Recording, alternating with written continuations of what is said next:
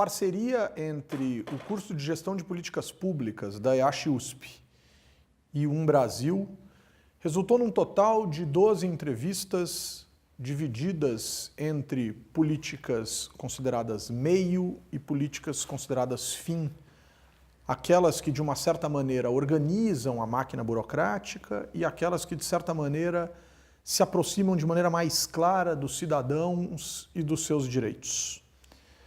Terminamos esta série de entrevistas, este ciclo de entrevistas, com a seguinte percepção: a despeito de fim ou de meio, todas essas políticas são tocadas, são levadas adiante por pessoas, por servidores públicos, pelo que nós podemos chamar de recursos humanos, que por mais que pudessem ser classificados em termos de política, nas políticas meio, nós demos um destaque especial e vamos conversar com o professor Dr. Fernando Coelho, aqui da USP Leste, da Gestão de Políticas Públicas da EASH-USP, a respeito especificamente dessa temática. Professor, o desafio de se organizar uma área de recursos humanos numa prefeitura passa por uma questão de capacitação, passa por desafios políticos, passa por desafios técnicos. Como que a gente pode começar esse debate? Muito bem, talvez falando da dimensão pessoas no setor público, e tomando o caso brasileiro, né? Somos 12 milhões de funcionários públicos no Brasil. De cada 100 trabalhadores no mercado de trabalho, 12 são funcionários públicos. Da administração direta? Na administração, em todos os poderes, inclusive a área militar, né? Fazendo essa divisão na federação, são aproximadamente 2,2 milhões de funcionários públicos na União, 3,3 milhões de funcionários públicos nos estados e 6,5 milhões de funcionários públicos nos municípios. E esse número crescendo, né? Até porque, a partir da Constituição de 88, consagrados direitos sociais, sobretudo o papel do nível subnacional, e neste caso dos municípios, os municípios tiveram que começar a se preparar para dar conta da prestação de serviços públicos e da provisão de políticas públicas. Então, a força de trabalho foi crescendo no nível subnacional e, sobretudo, na gestão municipal. E ainda tem um espaço muito grande para crescer, né? Então, nós estamos falando de um universo, né, muito grande de funcionários públicos e nós temos que pensar isso, sim, como política. Uma política pública de gestão, de forma mais ampla, uma política pública de recursos humanos, né? Esse debate ele é muito importante porque, às vezes, ele fica muito cerceado, né, pela área jurídica, né? Se pensa pessoas a partir de legislação, de norma, mas não pensa-se pessoas a partir do comportamento, né, da produtividade, da entrega de serviços públicos, né?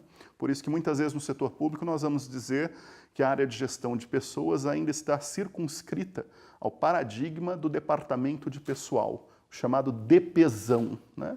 Onde tem ali um conjunto de pessoas preocupadas simplesmente com folha de pagamento, benefícios, cadastramento de férias, mas poucas vezes nós ainda conseguimos observar um paradigma mais de gestão de recursos humanos, num nível mais tático e às vezes até estratégico, pensando questões como você colocou, né? Como recrutar e selecionar adequadamente funcionários públicos? Essa é uma primeira grande questão, que passa, obviamente, pelo Instituto do Concurso Público, mas também por outras formas de entrada lateral, por exemplo, a ocupação dos cargos de livre provimento, que é uma realidade no Brasil.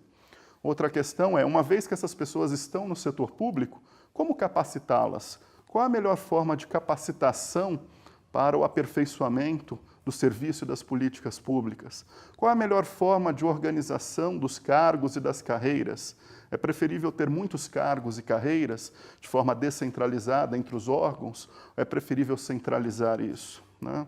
Uma coisa muito importante sobre o paradigma da gestão por resultados, como avaliar o desempenho dessas pessoas, sobretudo no Brasil, considerando o Instituto da Estabilidade, né?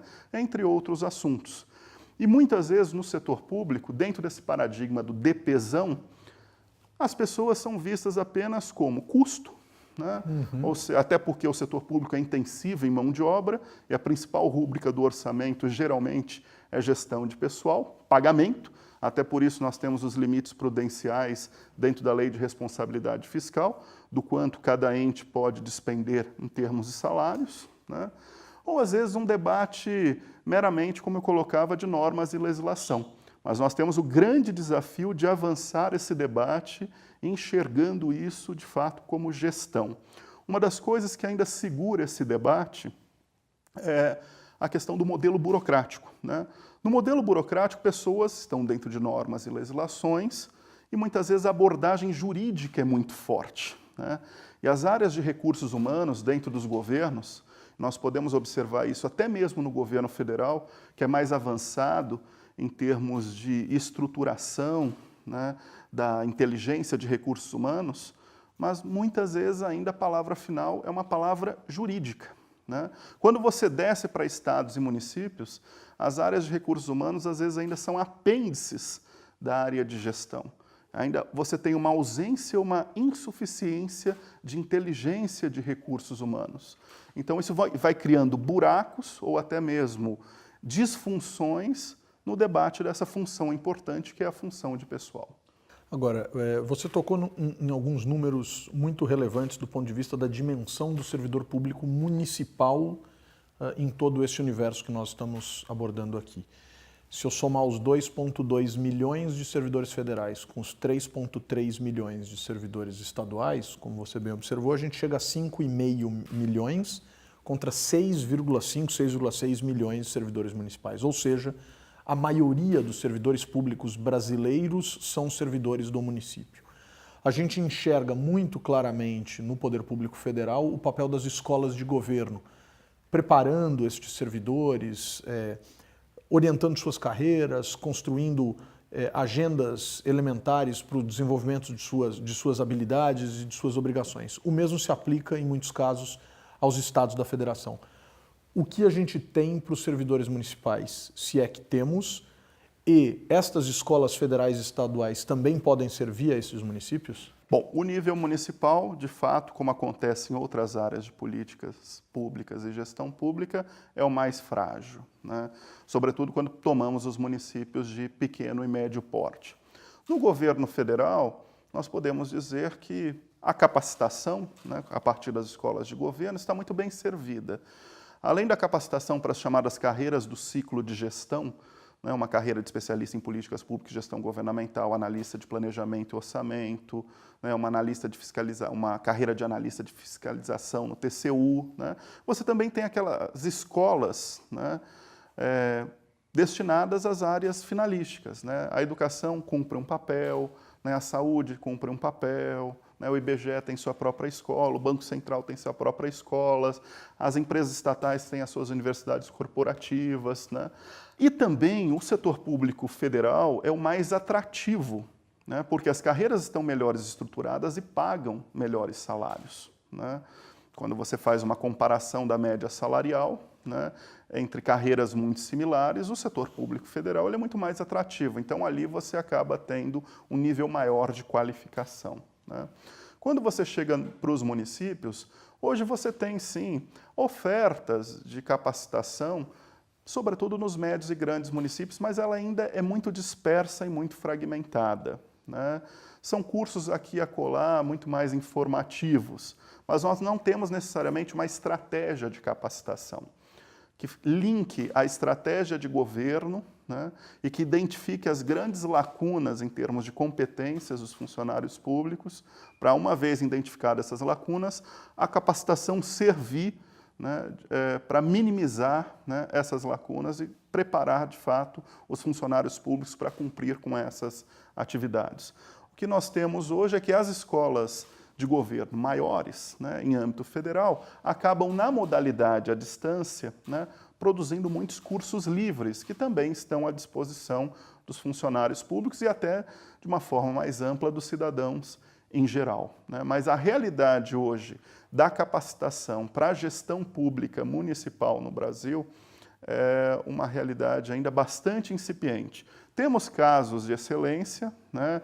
Acho que Curitiba é um bom caso hoje no Brasil. Até recentemente, São Paulo se destacava a partir da atuação do CEPAM, né, como uma fundação estadual que provia capacitação para os municípios, sobretudo de pequeno e médio porte, né?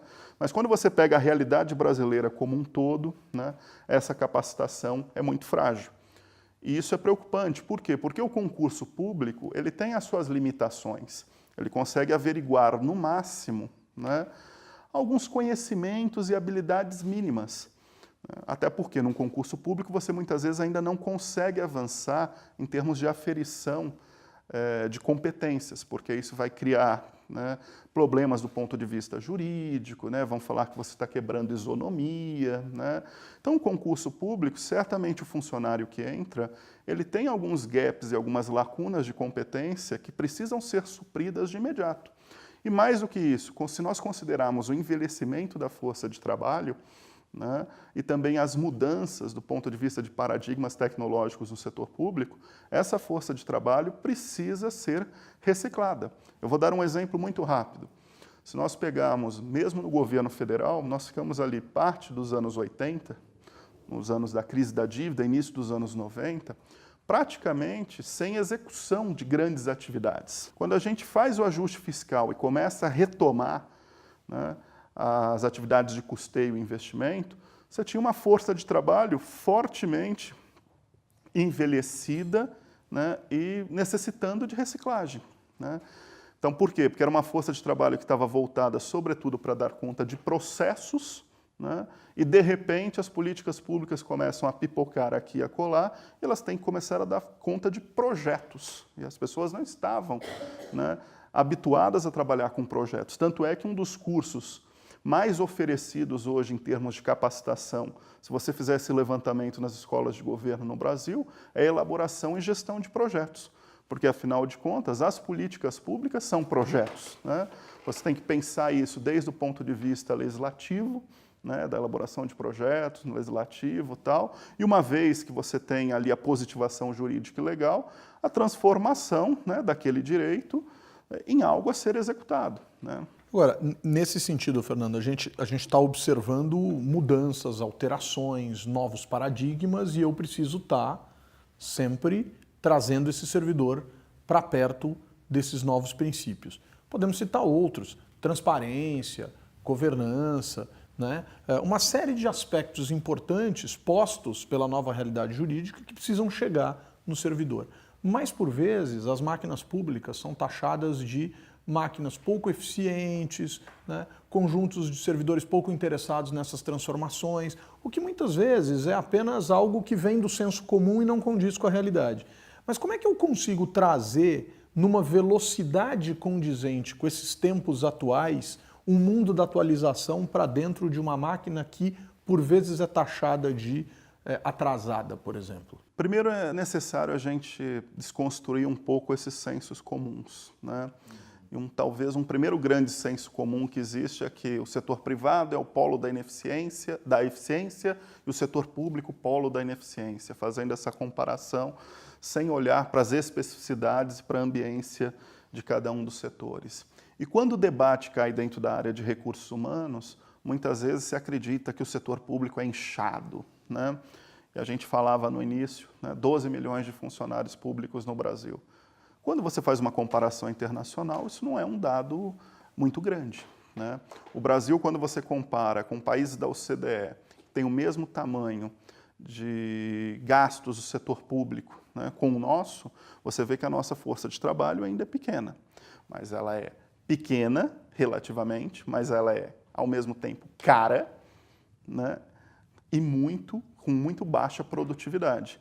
Uma primeira grande questão, antes de falarmos desse processo de atualização, né, como o setor público se abre, é você pensar uma melhor distribuição desta força de trabalho entre as organizações públicas. Então, você tem um nível de distribuição da força de trabalho muito ruim. Então, tem áreas que têm muitas pessoas, ou organizações que têm muitas pessoas, seja pela força política ou pela legitimação que aquela área tem perante a sociedade, e tem áreas que são, né, muito pouco providas de pessoas. Então, nós temos que pensar, sobretudo nos próximos 10 anos, ainda mais considerando as limitações econômico-financeiras, né? Dificilmente nós vamos ter grandes arroubos de contratação diante da crise econômico-financeira que se coloca, que vai demorar para a gente sair. Nós temos que pensar agora num processo de redimensionamento dessa força de trabalho, né? E aí nós temos dois grandes desafios. O primeiro grande desafio é que a área de RH ainda ela é muito descentralizada. Cada organização cuida da sua área e das suas carreiras. Como que a gente pode começar a ter maior mobilidade? E para ter maior mobilidade, nós temos que começar a pensar em carreiras mais largas, né, que vão dar conta dessa mobilidade. Não mais naquelas carreiras rígidas estanque, que as pessoas entram para trabalhar numa determinada organização dentro de uma determinada função. Esse paradigma é do século XX, da especialização técnica burocrática, ele já ficou para trás, né? E até se a gente quiser trabalhar com o enriquecimento da força de trabalho, diminuir o burnout, diminuir a desmotivação das pessoas, essa mobilidade é fundamental, né? Então nós vamos ter que discutir isso. Um dos principais temas hoje em recursos humanos no setor público brasileiro, diante da crise econômico-financeira, é o replanejamento da força de trabalho. Se eu não tenho condições de fazer mais concurso público, como que eu faço uma melhor distribuição? Vou trazer um exemplo de casa, a USP. Se a gente toma a USP como uma federação, né, com mais de 40 unidades de ensino, né, você tem unidades de ensino ricas, podemos assim dizer, algumas pobres e algumas intermediárias, com uma muito má distribuição dos recursos, considerando inclusive o recurso professor e o recurso funcionário técnico-administrativo, né? Nesta unidade que nós estamos aqui na USP Leste é um exemplo disso. A relação aluno-professor ou a relação, né, funcionário-professor ou funcionário-aluno, ela é muito maior, né, quando você pensa outras unidades, né? Então, você tem uma má distribuição. Como que a gente rearranja isso? Levando isso para o setor público brasileiro, esse é o grande desafio. Agora, voltando no cerne da sua questão, nós temos que pensar também a capacitação para além das capacitações formais. Nós temos que começar a pensar a capacitação como um processo contínuo, informal, né? Não só a capacitação com o sujeito dentro de uma sala de aula ou se utilizando também de uma tecnologia à distância, de um curso EAD. E a capacitação informal no dia a dia tem muito a ver, Humberto, com a formação de equipes de trabalho. E dentro dessas equipes de trabalho, com a posição de pessoas que exercem, de fato, liderança. E começam a trabalhar mais os aspectos comportamentais, que são muito presentes na iniciativa privada e ainda muito pouco presente no setor público, até por preconceito. Como o setor público ele é muito burocratizado, tudo a gente vai para a organização formal. Tudo é uma norma, uma regra, um procedimento. E nisso a gente esquece, né, dentro da burocracia, de debater liderança, de debater coaching, de debater mentoring, de debater formação de equipes de trabalho. Tanto é que esse hoje é o grande diferencial, né? Formar essa ambiência mais informal do setor público, né? Dar vazão a esses aspectos que se referem à motivação, liderança, formação de equipe, coaching, mentoring, e ali você passa a ter transmissão de conhecimento. Por que eu estou dizendo isso? Porque se nós olharmos a organização do processo produtivo no setor público, ele ainda é muito taylorista ou neo-taylorista. Ele está muito baseado na figura do indivíduo. Tudo é uma percepção individual. Ah, eu já fiz minha parte, né? Pouco se tem uma percepção de equipe, né? E aonde se tem percepção de equipe, geralmente é onde você tem uma melhor prestação de serviço público. Vou dar exemplos. Se nós pegarmos a literatura, então, sobre gestão escolar, onde se descobriu o papel do diretor de escola no resultado das escolas públicas, né? Aquelas escolas públicas que geralmente não estão em regiões centrais, né, mas estão na periferia, mas se você vai ver o resultado é muito bom, né? Às vezes até a questão física não agrada, mas o resultado da escola é muito bom. O que explica aquilo? Geralmente um diretor de escola ou uma equipe com um supervisor escolar que não está ali cumprindo um papel burocrático, de zeladoria. Eles estão ali pactuando o resultado com os professores, dialogando com a comunidade, trazendo a comunidade para dentro da escola, ou seja, fazendo esse trabalho de liderança, né? Quando você leva isso para as outras organizações públicas, isso é uma realidade. Se nós olharmos hoje para os principais prêmios de inovação no setor público, sobretudo no Poder Executivo, né, muitos dos projetos que se destacam, a principal variável, né, o principal fator crítico de sucesso que explica aquela inovação, geralmente é gestão de pessoas. Por trás daquela inovação tem uma equipe de trabalho com uma certa coesão, com uma certa liderança, né? Então a gente também tem que pensar esse processo de capacitação e atualização, né, no ambiente de trabalho, com transmissão de conhecimento entre as equipes, gestão do conhecimento, né, algo que é muito caro no setor público. As pessoas saem e levam conhecimento embora, né, porque é como se o conhecimento pertencesse às pessoas, aquela coisa do conhecimento tácito que ela não explicita, né? Quantas vezes no setor público as pessoas falam, o fulano vai sair de férias, então durante 30 dias esqueça aquele processo, né? Isso está dentro dessa percepção neo-taylorista mesmo do trabalho. O foco está no indivíduo e não na equipe de trabalho. Agora, Fernando, voltando, insistindo em alguns desses pontos que você colocou, quando a gente vai para o mundo das universidades, das escolas, aproveitando que você deu o exemplo da USP, a gente lê placas nas escolas de ensino superior no Brasil escritas administração de empresas em mais de 1.200, 1.300 endereços no Brasil. O mesmo não se vê ou não se observa na administração pública, mas é um campo em constante crescimento. Você falou muito em estímulo, em motivação. Como você consegue motivar um jovem a escolher pela área pública? E, uma vez que estes indivíduos entram na área pública, qual o peso que tem a questão política dentro das suas carreiras? Eu vou usar o exemplo dos municípios. Em muitos destes municípios, parte expressiva da mão de obra está concentrada em cargos de indicação que pertencem aos prefeitos, por exemplo, ou aos seus acordos políticos. Estes acordos e esses agentes estão preparados para pensar nessa questão da liderança, para pensar nessa questão da motivação, da organização do serviço público ou não? Como as escolas fazem isso, ou como as escolas de administração pública fazem isso?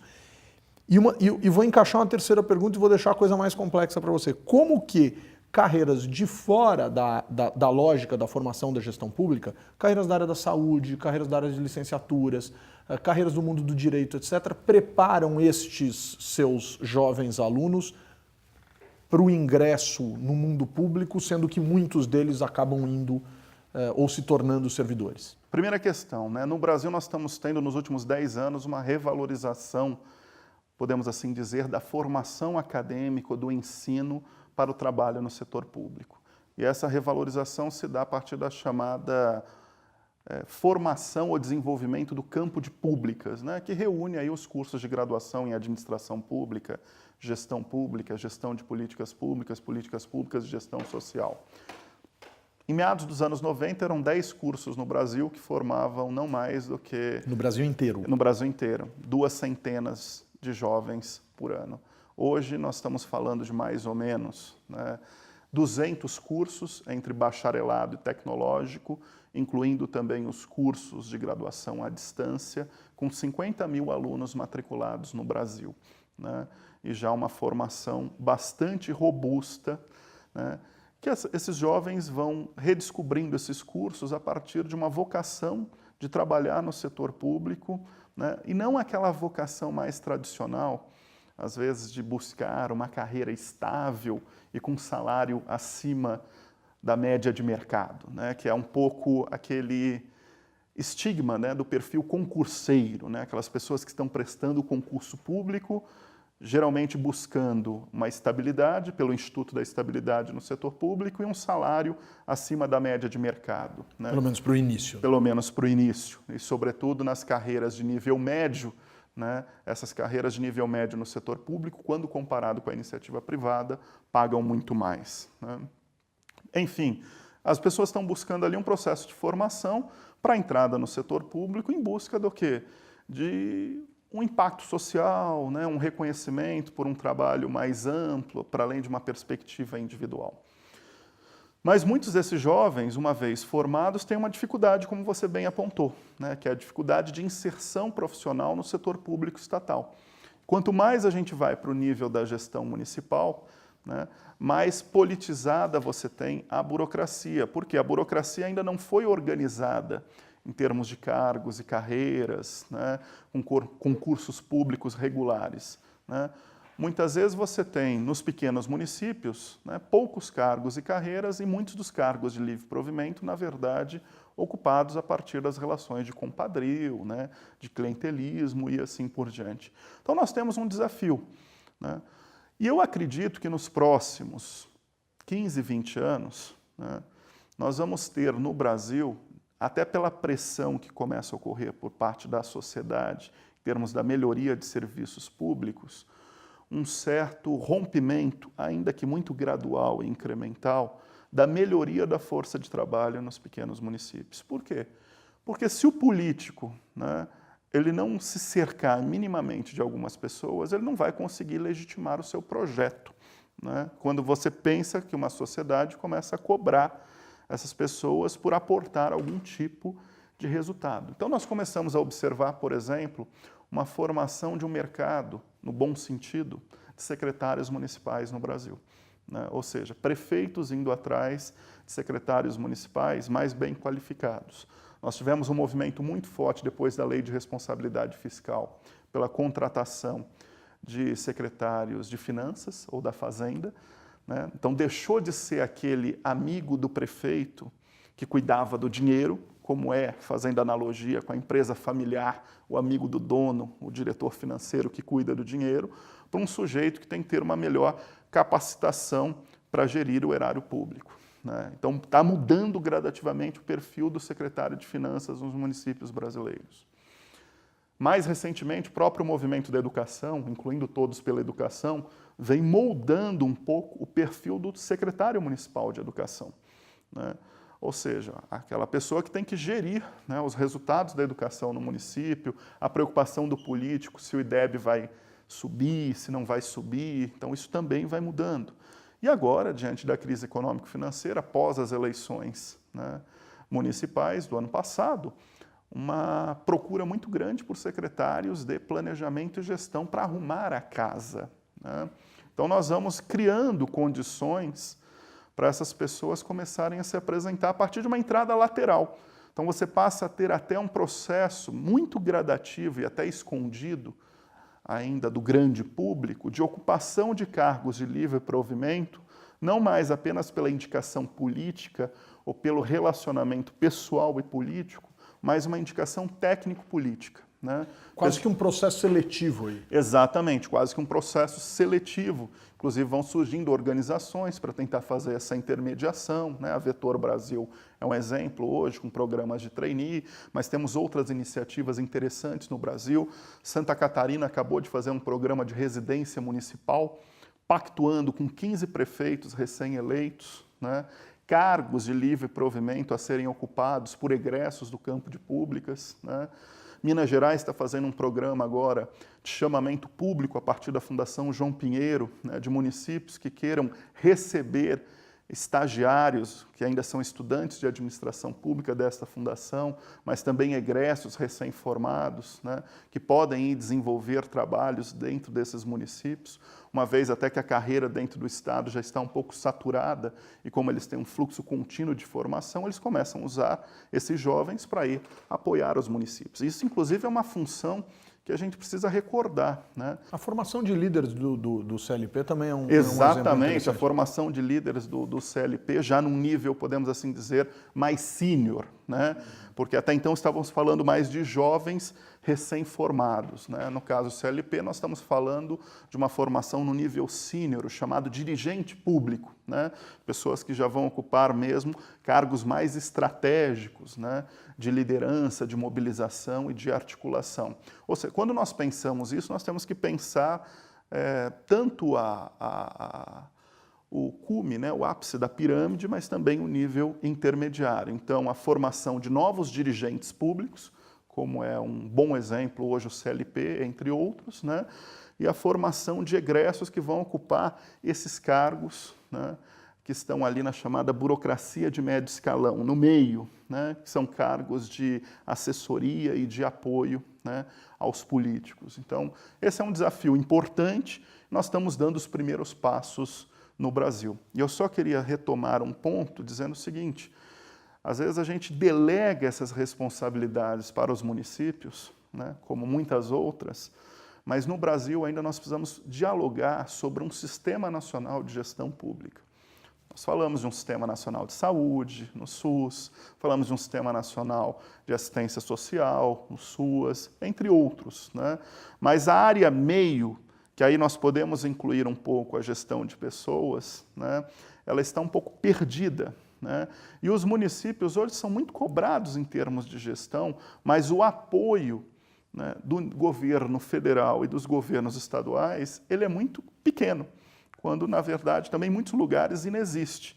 Então, nós precisamos pensar a estruturação mesmo de um sistema nacional de gestão pública, que inclua os principais institutos de área meio, o aperfeiçoamento das compras públicas nos pequenos municípios, o aperfeiçoamento da gestão de pessoas nos pequenos municípios, Da contratação de serviços. das contratações de serviços, dos convênios e assim por diante, porque é onde os municípios patinam e acabam patinando muitas vezes até pela ausência ou insuficiência de pessoas capacitadas para darem conta disso.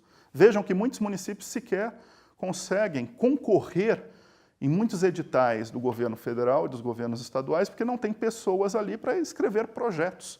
Portanto, eles acabam ficando à mercê de muitas consultorias, muitas vezes oportunistas, né, que vão cobrar alguns overheads altos, né, para escrever aquele projeto. Então, a própria ausência ou insuficiência de pessoas nos pequenos e médios municípios amplia a desigualdade entre os municípios no Brasil. Ou que se inviabilizam por erros técnicos mínimos de nítida falta de preparo por vezes, né? Quer dizer, você inviabiliza um município numa possibilidade de obtenção de recursos, porque alguém cometeu um erro, inclusive uma lógica de improbidade associada não à corrupção essencialmente dita, ou não à má-fé, ao dolo, etc., mas, obviamente, ao erro, ao desconhecimento, né? Por conta dessas mudanças muito rápidas, etc. Agora, Fernando, só queria voltar na minha pergunta, foi uma pergunta que envolveu muitas questões, mas e as outras áreas em relação ao serviço público? Quer dizer, você consegue ter uma ideia do quanto estas outras áreas do conhecimento efetivamente aportam de preparo para esses indivíduos atuarem na área pública? Direito, a área da saúde, as licenciaturas e etc.? Olha, o que nós temos hoje, na verdade, algumas áreas mais tradicionalmente vão alocando pessoas no setor público e, óbvio, vão absorvendo um pouco dessa lógica formativa para o setor público. Direito é uma delas, né? Agora, as áreas de educação, saúde, né, são áreas ainda que padecem muito fortemente de uma formação com uma lógica para o setor público. A área de saúde até sai um pouco na frente, porque existe uma comunidade de saúde pública e saúde coletiva. Mas a área de educação, por mais que você tenha a formação, né, do professor em nível de licenciatura, né, muitas vezes você tem uma formação que deixa a desejar do ponto de vista do quê? De pensar a gestão escolar de forma mais ampla dentro do setor público, né? A figura de um professor que ora vai assumir um cargo também de gestor dentro de uma unidade escolar, dentro de uma delegacia de ensino, né? De uma maneira geral, você acaba tendo uma desvalorização social em muitas áreas formativas do setor público quando comparado com o setor privado. Até por uma lógica de mercado, né? Acaba virando o setor privado como um grande sonho de consumo, né? O setor público também o é, mas o é em algumas áreas onde as pessoas conseguem enxergar, de fato, né, carreiras que pagam muito bem, né, acima das médias de mercado, e aí sim a lógica jurídica é muito forte, né, os grandes concursos para as carreiras do ciclo de gestão. Mas, de uma maneira geral, às vezes a gente debate gestão de pessoas no setor público só olhando para essas carreiras aqui de cima, né, do topo da pirâmide. E nós esquecemos de olhar para as carreiras que dão conta do dia a dia da máquina pública, que são as chamadas carreiras da burocracia do nível da rua, né, que estão ali em contato direto com o cidadão na prestação do serviço público. Isso é uma coisa também muito importante a se pensar, porque às vezes a gente dá muita atenção no debate de gestão de pessoas no setor público para a estruturação dessas grandes carreiras, né? ou da carreira da alta burocracia, e acabamos nos esquecendo, até secundarizando o debate e a própria atenção e tratando como uma coisa menor essas carreiras de ponta, que são as principais carreiras, porque afinal são elas que vão fazer lá na ponta a prestação do serviço público e das políticas públicas para o cidadão. Queria terminar te colocando diante de duas questões. Primeiro, a gente falou aqui muito em esferas de poder, as diferenças aí entre União, Estados e municípios, mas existe também diferença entre os poderes. O poder legislativo, talvez por um excesso de carga de sentimento político e de convicção, até utilizando terminologia weberiana, e o caso do poder judiciário por uma ausência, por uma impermeabilidade que parece que não permite que determinados princípios da administração pública cheguem às suas fileiras no que diz respeito a planejamento, principalmente. É possível afirmar a existência desses dois fenômenos e uma ausência de percepção de gestão no legislativo e no judiciário? E a segunda questão, os servidores públicos em geral reclamam nas suas carreiras de, por exemplo, não aumento de salário, não plano de salarial e coisas dessa natureza. Mas por vezes também a gente vê que certas ausências dessa natureza são compensadas por regras bastante questionáveis e que talvez careçam exatamente desse sistema claro do que significa remunerar e coisas desse tipo. Vou dar um exemplo concreto. Revezamento de chefia para incorporação no salário, sem que necessariamente este sujeito que será o chefe em uma lógica de revezamento seja efetivamente um líder e sem considerar que se todos forem chefes e ganharem como chefes, a gente vai ter um rombo em termos financeiros significativo. Como resolver esses dois problemas? A primeira questão, Beto, concordo, né? Você acaba tendo uma atenção muito forte no executivo e a atenção no legislativo e judiciário é muito menor. No legislativo, sobre o argumento, né, de que muitas vezes é uma casa política, né, então você pode secundarizar o debate de gestão, né, e no judiciário até por ser um poder mais hermético, né, que até pede para estar mais distanciado para poder tomar a decisão, ele acaba muitas vezes se insulando até demais. É importante até apontar que do ponto de vista de salário médio, né, o do judiciário é maior. Né? Não, até do legislativo.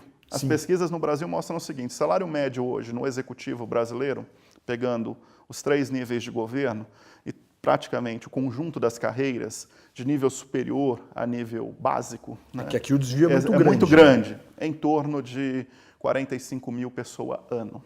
Tá? Quando você vai para o poder judiciário, em torno de 120 mil pessoas ano. É claro que é um poder muito menor e com carreiras muito mais relacionadas ao nível superior e à magistratura. Né? Quando você vai para o poder legislativo, em torno de 150 mil pessoas ano. Você também tem distorções do ponto de vista salarial entre esses poderes. Mas nós precisamos avançar, de fato, o debate de gestão também dentro do legislativo e do judiciário. Né? Eu diria que o judiciário deu um pontapé inicial, ainda bastante tímido, a partir de 2009, quando o Conselho Nacional de Justiça começou a fazer um debate sobre os paradigmas da gestão por resultados. Né? E começa a entrar ali a necessidade, né, de maior celeridade, de trabalhar também com técnicas de modernização de gestão, talvez um pouco maior de transparência. Né?